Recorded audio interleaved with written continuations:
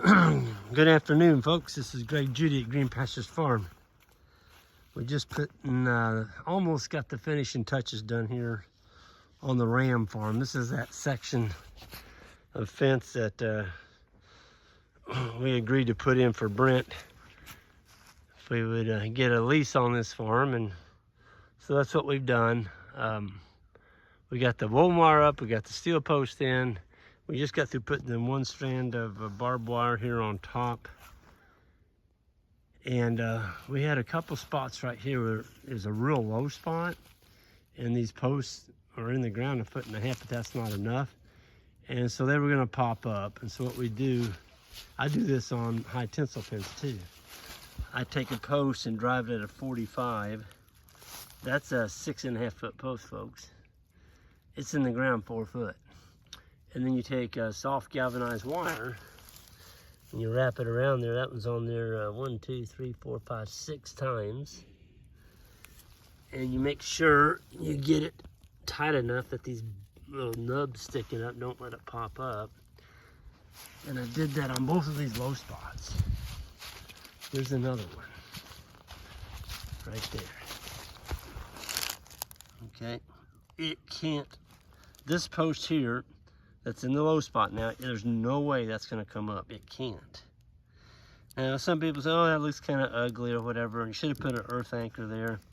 I've used earth anchors, and you can. They're expensive and they're hard to put in, and I've been using this method for 20 years. It works good. So use what works, use what's effective and economical. So this is the second part of our, got the wire, the barbed wire on now. There's our nice H braces, a double H right here. There's the creek, you can see it's wet down there. That's where we had the tractor. We were digging these holes with the post hole digger. It was wet, but it wasn't that, you know, it hadn't rained too much. It was just mucky down in there. It's a creek. It's a double creek. There's one here and there's one over there. Anyway, so Isaac and David and I came over here today and took this 1/4 inch steel cable. Well, I mean, David got those tight too. Good deal.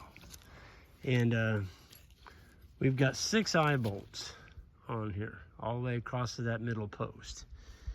And so that eye bolt is gonna have, all these bolts are gonna be fastened to an 1.5 inch fiberglass post.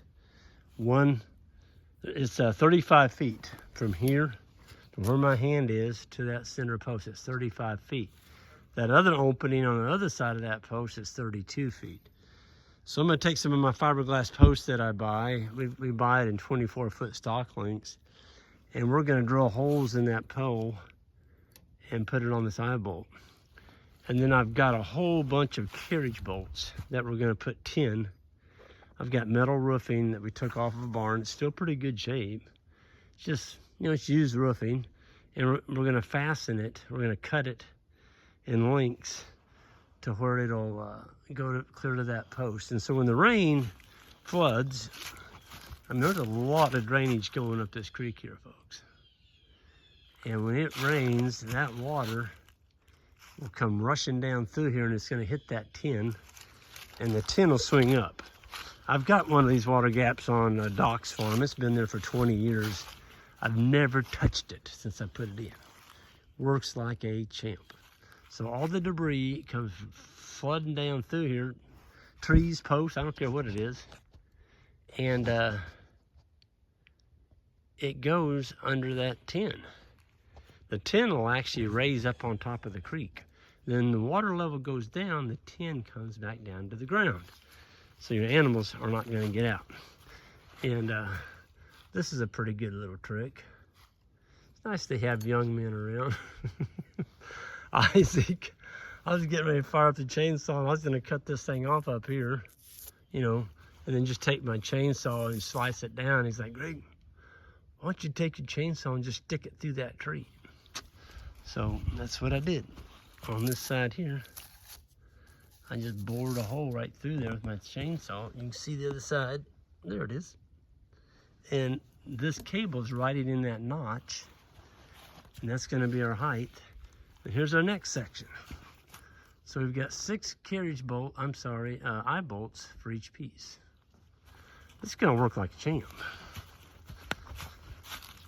Then when we're done, when we get the tin on, we are gonna put a piece of barbed wire over the top of this just to keep anything from trying to get over the top of it, which I don't even rubbing on it. They're not gonna do the rub on because they're gonna be rubbing on barbed wire. But folks, that made a good looking fence. A really good looking fence. Yep. These posts are in the ground a little over 4 feet. And this is rocky soil. It was all that digger wanted to get them in there, but we got them in. And it made a big difference. We had to dig all those by hand. My goodness, we put in 1, 2, 3, 4, 5, 6, 7, 8, 9, 10, 11, 12, 13, 14. 14 corners. We did all that in one day. One afternoon. Put them all in. So it would have taken you 2 or 3 days to dig all those with a post hole digger. And this was some rocky stuff. So it would have definitely, you'd have been tired trying to dig in it. That's all I'm gonna say. But we got Brent, once we get the tin on, we're gonna be done over here at Brent's. And we're really happy the way this turned out. I know Brent's tickled with it. He's gonna have his property line locked in. Even if his neighbor's animals get out, or wanna get out, they can't come through Brent. They're gonna have to go somebody else's neighbors because he's got a woven wire fence with a barbed wire on top and a really nice creek crossing when we get this done. And I'm gonna do a follow-up video. I'll show you what the finished product looks like, but I wanted to show you the intermediate step, which is this guy right here. And you can buy this cable. You can go into hardware stores. They've got this stuff. It's 1/4 inch. That's some heavy duty cable. And when you put your clamps on, I wanted to show you something. Shove your clamps all the way up against your corner post, like that. Okay? And put all 3 of them there. And then this is gonna be where our first eye bolt fastens on. And our fiberglass post will extend clear here to this post so that the tin is going to be resting. There's not going to be a gap in between it for a cow or a sheep or anything, or even a guard dog to escape. The bottom of that tin is going to be probably about 2 inches, 2 to 3 inches off the ground. You don't want the tin setting on the ground. And so the tin, you'll have your 1.5 inch pole up here. Then there's going to be another piece of 1.5 inch pole, as you might say your footer, going all the way across there, and that'll be fastened onto the tin with carriage bolts as well. So it's going to have one up here and one down there, and that'll be, you might say, the truss that holds all the tin together. So the tin's going to be cut in pieces 36 to 40 inches long, like that, all the way across here.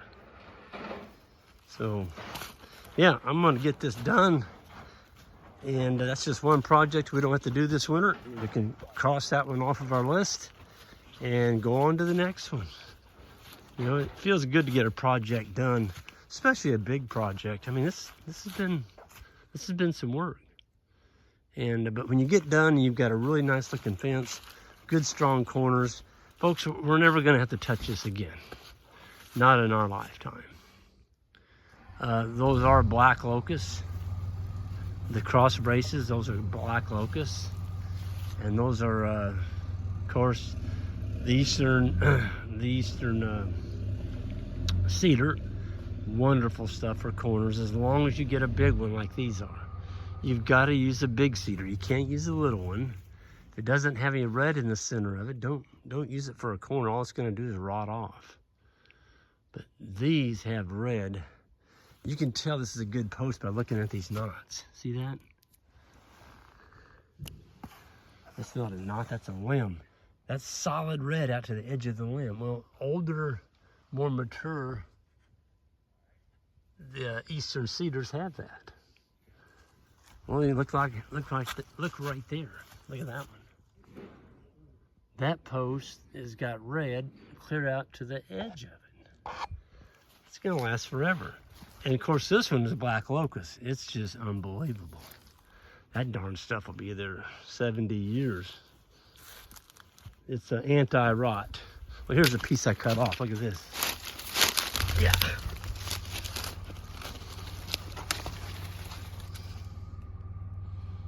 That is some beautiful wood, folks. Nothing will eat that. The critters won't eat it. You can lay it on the ground, it won't rot. It just lasts forever. Black locust, not honey locust, black locust. The only post better than a black locust is a hedge, or some of the people down in Texas call them bodarks. Hedge is number one. There is no other post in the world better than a hedge post. And there's no argument, it's just the best. That darn thing will last 80 to 100 years. It's just unbelievable.